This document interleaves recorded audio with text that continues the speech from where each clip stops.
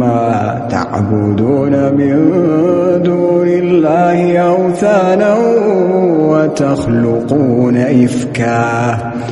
إن الذين تعبدون من دون الله لا يملكون لكم رزقا